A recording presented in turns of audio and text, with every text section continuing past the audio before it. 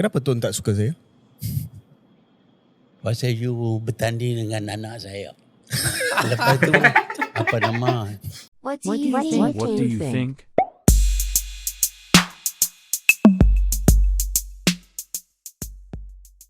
Selamat datang ke What Do You Think Podcast bersama saya Cikgu Uluan dan Saya Faizi Iskandar. so episod kali ni saya ingat nak berborak pasal kita nak react kepada podcast di luar sana. Maybe yang tersohor boleh jadi tak tersohor lah. So kita kena tengok dulu lah. Yeah. So tak tahu lah. Let's say lah kita start dengan Faizi layan nak podcast Boleh lah ya. secara regular ke, secara potongan-potongan TikTok ke macam mana? Ada juga tapi dia lebih pada peneman masa buat kerja lah. Oh, okay. Tapi itulah bila kita dengar podcast masa buat kerja ni, bila sampai topik yang sedap kita dengar, kerja pause dulu lah. Banyak lagi jadi lah. Tapi kan buat sebelum kita nak teruskan benda ni, nak tanya dulu apa dan kenapa Uluan tiba-tiba kata macam jom kita buat react konten podcast lain, kenapa? Macam mana? Kita dalam episode ni kita baru buat saja kita punya podcast yang bernama What Do You Think lah. Yes, betul. So kita ada YouTube, Facebook, Instagram dan juga TikTok lah. Ada 4 platform yang kita ni. Cumanya saya mengalami masalah macam kita tak tahu what is our identity, kita nak sampaikan apa, macam mana kita nak sampaikan. I think at least lah kalau kita dapatkan episod yang hari ni, spoiler alert, kita akan react on salah satu podcast yang dikira terkemuka lah. You wouldn't you say it's number 1 di Malaysia sekarang? Yes. Setakat ni dia nombor 1 lah. Dalam masa sekejap lah tu. Dalam masa sekejap tak sampai setahun, is it? Tak sampai setahun. Tak 5 bulan sampai. Tak sampai lah. Dia like baru orang mula. In fact, sebenarnya What Do You Think bawah Dr. Adam Zubir dulu pun, sebenarnya kita orang start lagi awal daripada dia orang. Dia orang ni kan dah keluar UMNO, macam Syarif sendiri digantung. Boleh apa? Tak boleh. Tak ada masalah. Memang like it's a fact pun Khadijah Murian dipecat daripada UMNO. Dan some people say dia ni bias kepada certain block of parties. Ada yang kata belah pembangkang, ada belah kerajaan. Itu kita akan sembang secara halus lah. Tapi yang paling penting sebenarnya kita orang nak dapatkan balik apa yang kita boleh belajar daripada podcast when it comes to the overall shooting, macam mana set up podcast dia guna mic apa. So it would be interesting lah when it comes to content creator side. So kita start dengan video ni lah. Ini terbaru untuk kita shooting hari ni 15 November 2M. Wah, ni view dalam masa 2 hari 1 juta. 1.1 million guys. Pas video dia. Gila bang. Yap, ada lagi rasa bawah TNG 1.8 dia mengejar million video. So dia sedang beat lah. So kita tengok siapa yang dapat first. Tapi tak apa, kita tengok dulu episode yang first. But yet again you guys, kita orang takkan tengok secara penuh lah. So kita orang akan skip. Kita So, nak capai sesuatu matlamat. Apabila kita berjuang, the enemy of your enemy is your friend. Dah ada kata apa, Pak Mak Western lah. Transition.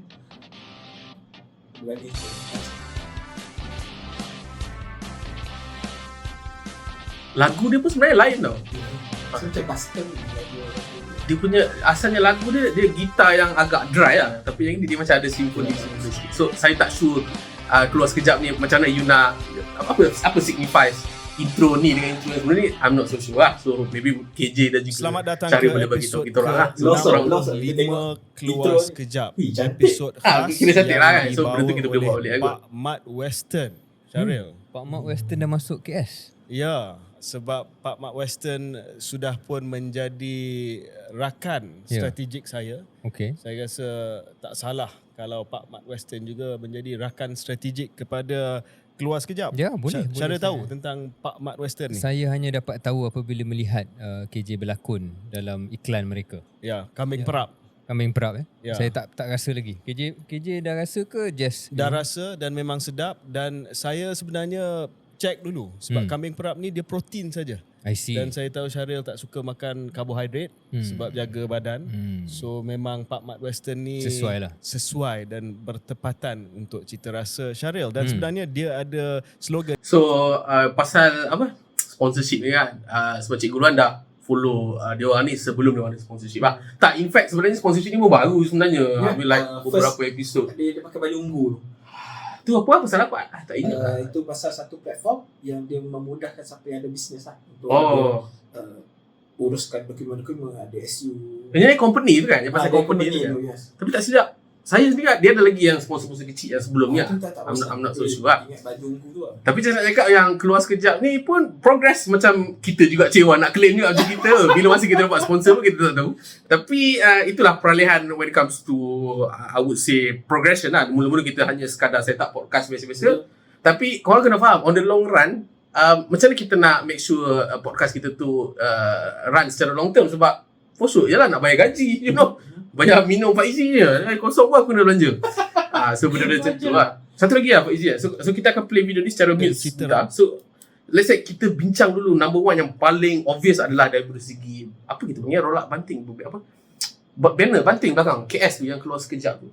Roll up lah. Ya. Sebab saya memang ingat keluar sekejap ni disebabkan that only. Punya satu kita tak komen dari segi logo tak. Kita boleh bagi tahu yang dia tempat dia letak tu memang ngam lah, macam cantik. Dia blend in dengan semua benda yang dia letak tau. Termasuk dengan colour scheme ke? Yes. Dia masih lagi follow. Kalau korang tengok, what I mean is colour scheme is actually kalau korang tengok dari segi teks, kuning ni sama dengan dekat dalam sofa. Tak tahu lah, saya nak tanya.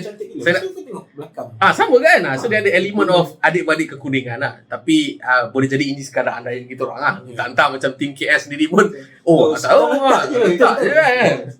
Sebab macam podcast What Do You Think setakat ni kita orang just main letak. Lately je lah, baru-baru ni baru kita selitkan warna-warna hijau ni sikit untuk nak gambarkan branding kita orang dalam episode ni kan. Tapi benda ni yang kelebihannya kalau dia orang pergi shoot mana-mana pun benda ni dia boleh alihkan dekat mana-mana lah, dekat universiti ke. I'm not so sure. Nanti kita tengok sikit video dengan TMG dia buat benda sama ke tak, something like that. But I think benda ni juga yang menyebabkan saya imprinted lah yang this video is KS, something like that. So boleh what do you think buat benda sama? Boleh? Yang penting kita kena settlekan dulu kita punya logo. Lepas tu kita mohon kos lah kepada logo pun aku tak ada lagi. Cuma ada kalau tak ada tengok video ni. Kalau kau dah tahu logo yang saya buat ni yang saya tunjuk sekarang ni adalah logo daripada Canva. Itu Canva tu. Itu adalah Canva. Tak, dia memang template je sebenarnya. Template tapi saya ada ubah sikit lah kan. So kita ada ubah sikit je, tak banyak pun. So Ahmad nanti kita boleh redesign balik kita punya ni. Ada ni professional designer Ahmad. Ya, Ahmad shout out lah. Dia pun buat YouTube juga, nama dia Ambil Tahu TV rapper. Sebelum keluarnya podcast ni aku sendiri tak tahu adanya individu yang berkaliber macam Syaril ni. Aku tahu ada KJ. Okay. When it comes to the dominancy lah ni kan. Adakah Faizi nak cakap yang ini adalah isu KJ being too dominant nak dibandingkan dengan Syaril Hamdan ke macam mana? Tak. Mungkin sebab aku sendiri my circle lebih banyak mendedahkan kepada KJ dari dulu. Faham? KJ. Tapi bila keluar ada Syaril. Kenapa sebelum ni tak nampak pun dia? So maksudnya Faizi baru kenal Syaril ni dalam dalam ni. Okay, faham. Itu baru lah kita usha-usha dia punya IG macam dia bukan orang yang salang juga lah. Ingat kan dia macam just someone yang random. Ini betul-betul newcomer ni Faizi ni. Okay, Syaril Hamdan. Tapi arguably memang dia handsome lah. Sangat handsome in a way. Wow, nice. Dia ada vibe, you know. So itu yang tertanya masa aku sini lah zaman belajar.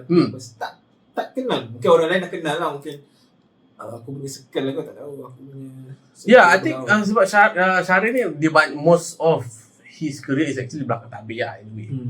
Dan dia tight dengan karakteristik setiap orang juga. Macam KJ ni, some people say dia ni adalah self-centric. Self-centric ni maksudnya dia lebih ke arah keakuan sikit lah. Tapi kalau macam Syaril ni lebih kepada back end punya kerja. Dan sekarang dah lain lah. Tapi disebabkan podcast keluar sekejap ni lah, ramai yang nampak potensi Syaril Hamdan yang sebenar. Anyway, so I think good job podcast. Dia kagum lah. Aku jadi kagum. KJ dengan Syaril dia well balanced lah. Exactly. So ni sebut pasal balance lah kan. So sambil-sambil video ni kita play, nak bincang juga. Ada orang cakap yang KJ ni terlalu dominan dalam mana-mana episod. Dan berdasarkan pemerhatian Cikgu Luan juga, nampak macam dia lah. Memang nampak like KJ yang paling banyak bertanya soalan, paling banyak berceloteh. Syaril Hamdan ni dia lebih kepada like tambah sikit. Tapi bila dia bersuara tu, for me lah, pendapat aku, dia memang berbisa lah kan? Dan dia memang thought provoking at the same time dia respect jugalah pandangan nak dibandingkan dengan KJ. Pada Cikgu Ulwan agak some ada sedikit bibit ekstrim sikit lah. Yalah, kita berpendapat ni ada yang ekstrim, ada yang so-so yang boleh terima syarikat. So what do you think Faizi selaku kalau macam Syaril ni dia well balance je sebenarnya. Mungkin orang nampak macam KJ banyak bercakap tapi bila Syaril bercakap dia blend in cantik je. Dia tak ada rasa macam personally KJ ni lebih tak, dia sama je. Okay lah, okay, nice. KJ faham ambil sini yang bersambung. Dia just nice, tak ada pun macam terlebih tak. Maybe sebab mungkin kalau kita ulas dari segi masa berapa lama dekat KJ mungkin dia lebih. Tapi bila Syaril bersuara dia terus blend in lah. Dia terus macam tadi lah. Dikira macam pelengkap lah, boleh kita cakap sebagai pelengkap. Itu kadang-kadang fikir Orang Sekejap KS ni sebenarnya initial nama dia orang.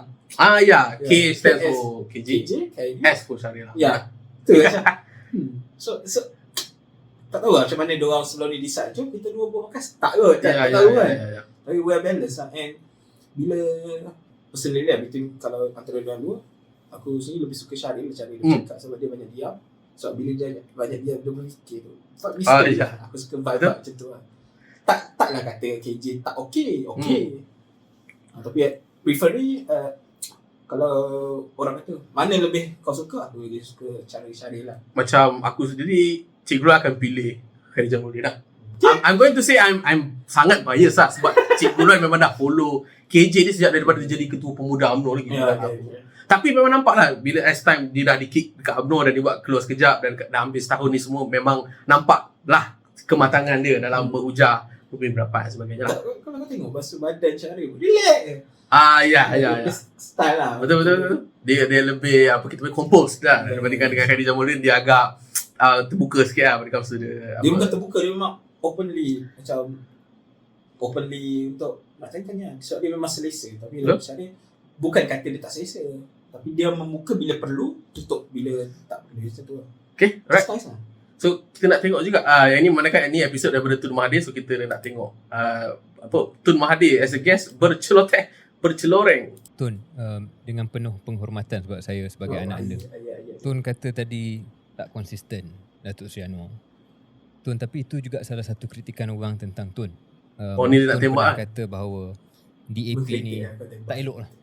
Tapi bila nak menang dia terpaksa berseluruh sebab dia respect 2018, DAP was okay.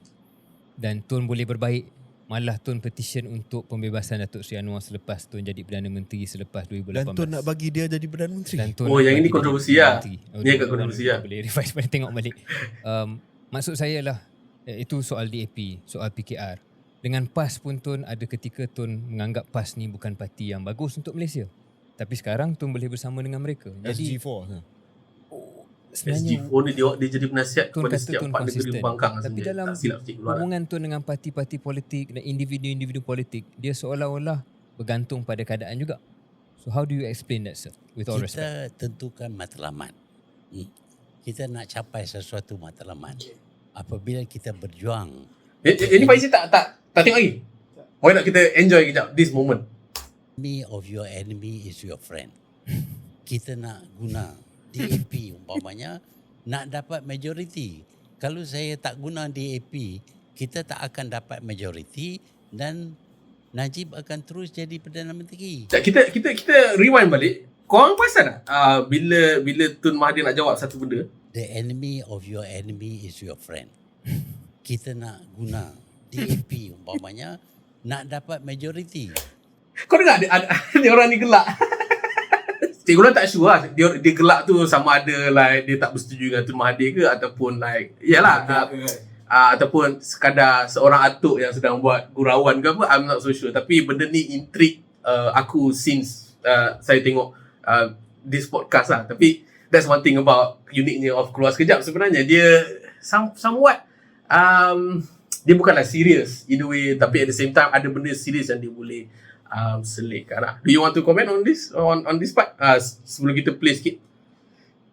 Tak ada. Tapi sebab macam ni Tun ni kita memang dah kenal dan cara dia cakap tu memang macam biasa lah. Dia memang ada karismatik dia. Yeah, exactly. Memang karisma. Tengok bahasa badan dia. Dia apa je? Satu lagi dengan Syaril dia kan. Dia akan tutup kat kaki, tangan Ya, sebelah. Dia nak signify yang dia open lah. Yes. Nothing to hide. Nothing Lepas to hide badan lah. dia, apa tanya? Kononnya lah, Badan kononnya. dia macam ni Tapi Dia lagi lah. tapi- Itu serah pada siapa yang pakar di sana berkenaan dengan bahasa badan lah. betul. Ya. Sejak saya sendiri saya belajar juga, tapi tak adalah sehingga tahap nak jadi pakar. Tapi tu pun kelebihan keluar sekejap juga pada saya lah. Dia memang banyak mengenengahkan individu-individu yang memang terkenal lah. Tun M ni is one of it lah. Baru ni dia pun jemput tu TMJ umpamanya kan. Tapi kalau bisa TMJ, masa badan lain. Ya, exactly. So kenalah dengan setiap karakter masing-masing kan. So Tun M, untuk pengetahuan you guys lah, Cikgu Luan dah bekerjasama dengan Tun M. Ni bukan nak gebang ke apa, ni memang like hard real portfolio lah. Sebab Cikgu Luan dah buat dengan beliau 2 short film sebenarnya. Let's say lah sekarang ni lah short film yang korang boleh tengok. Nanti saya lekatkan link dekat kat bawah. Tapi mengenali Tun M, memang inilah dia. Inilah Tun M yang sebenar. Waktu tu saya jumpa dia di beliau umur 94, 93, 95. Ini sebelum PRU itu. Sebelum PRU 14. Dah lama lah sebenarnya. Tapi tak lari jauh. So yang ini bab ketokohan, bab ketangkasan, bab apa, pencernaan minda, kecerdasan minda. Dan basically ni Azhar Osman. Kecerdasan beliau sebagai orang yang sudah berumur 98 tahun. Dia bukan sekadar boleh respon dengan baik. Sebelum dia nak respon, dia mestilah dengar dulu dengan baik. Itu yang saya memang puji kau-kau lah. Mereka semua ni. Ada tak part ni yang tengok dekat stories lah. Yang mana? Yang KJ tanya kenapa? Tu tak Yang tak suka suka kat sini. Dia macam like tiba-tiba tau. So I'm not so sure kita nak pinpoint dekat mana.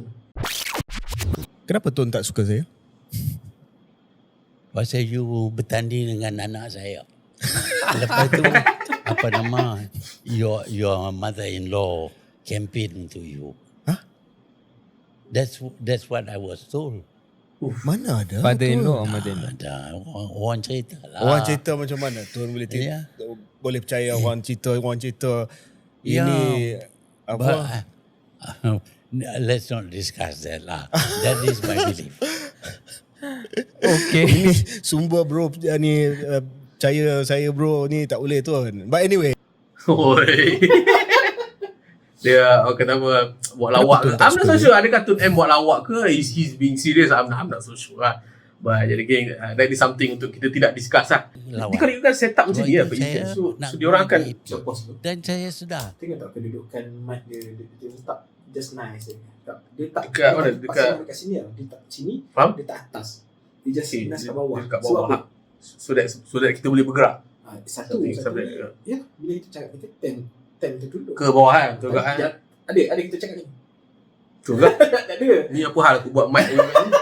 Dia tinggi je kan. So kita kena ke bawah kan. So biasanya kalau mic kita akan buat macam ni. Usually macam yang orang buat. Kita nak cakap macam ni. Dia kena ke bawah kan. Yes. Okay. Ni orang kata apa, monkey see, monkey do lah. Tapi mic apa dia pakai tu Pak Izzy? Ni geng-geng mic ni memang dia Geng-geng mic. Berahi. Kayak rod lah, something lah. Rod Okay. something. Ni rod yang berapa harga? Agak-agak 1,800 tu. 7-8. Kau tahu lah model apa ni? Ada dalam my shopping cart. Oh, Okay.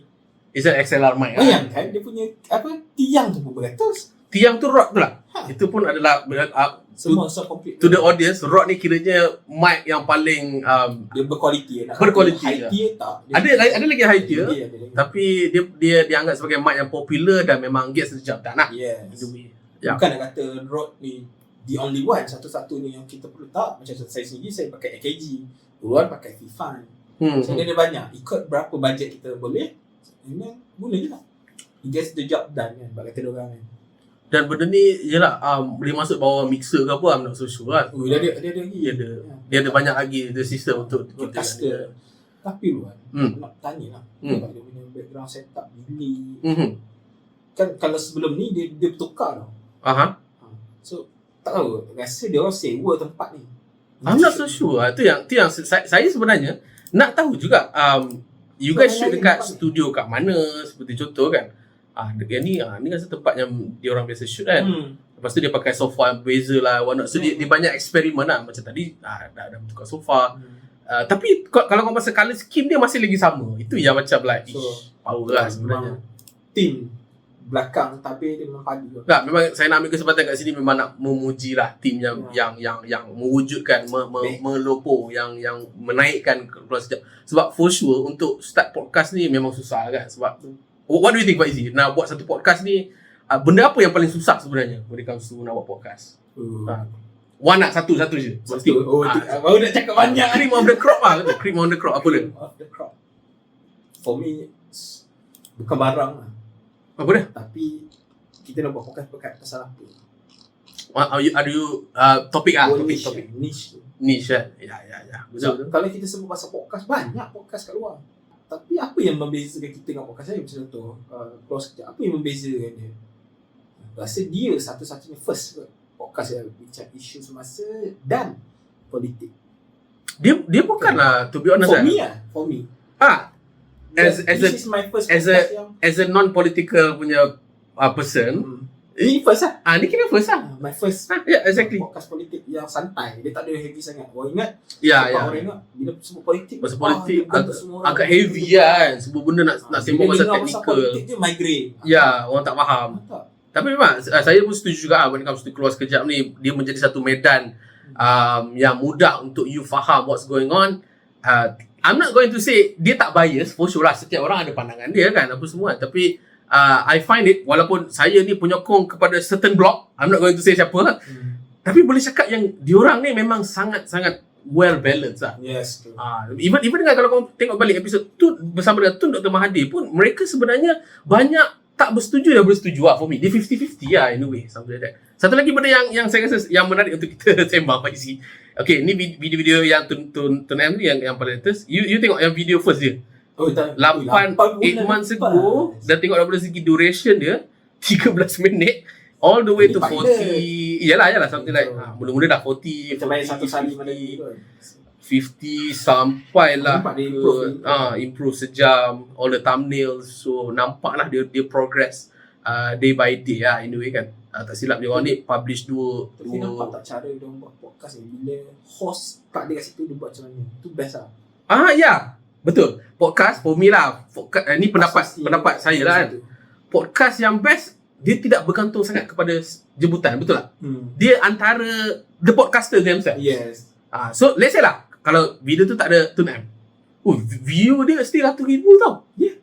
Dalam keadaan dia buat sejam setengah macam ni, like that is unheard of lah when it comes to just saya apa yang saya belajar adalah dia ada satu tim yang research pasal topik, and kemungkinan besar dia orang di belakang tabir dia berbincang. Bersedia. Sebab tim kena bersedia, baru host lebih bersedia. Betul? Dia tak boleh nak host sahaja bersedia. Betul. Tak patut berlaku lah. Yelah, nampak kertas dia. Kemungkinan besar dia orang sini pun ada buat research juga. Betul. Dan kemungkinan besar tim belakang tabir pun dia buat kajian dia untuk dia propose. Betul. Apa nak diulas. Exactly. Kalau tak, dia macam pada Cikgu Luana, podcast ni dia terlalu disalahertikan dengan forum, dengan perdebatan. Yes. Kadang podcast ni semua benda. Perdebatan pun boleh, nak gaduh situ boleh. Bayangkan tiba-tiba KS hari ni kita nak borak pasal resepi nasi goreng negeri mana. Ya. What kind of forum is that? Boleh, tak ada masalah. Aduh, Nampak tak cara dia ni semua bercakap? Memang ada orang bila dia podcast kan, macam ni. Ya. Ni nampak semua dekat situ. Ya, maksudnya ada orang advice belakang dia. Betul lah. So itu dari macam geng belakang tabir KS ni memang I respect you guys lah. Betul. Sebab satu interior design cantik, preparation cantik. You know, ada improvement dalam masa 8 bulan. Dia dapat 28k subscribers. So tak, kalau ikutkan video yang first dia orang ni, setup dia tu tak lari daripada setup sekarang. Nampak sangat like dia orang ni dah coordinated siap-siap. Okay, tempat macam gini, you akan cakap macam gini, bla bla bla bla bla. Dia bayang kan in future ni.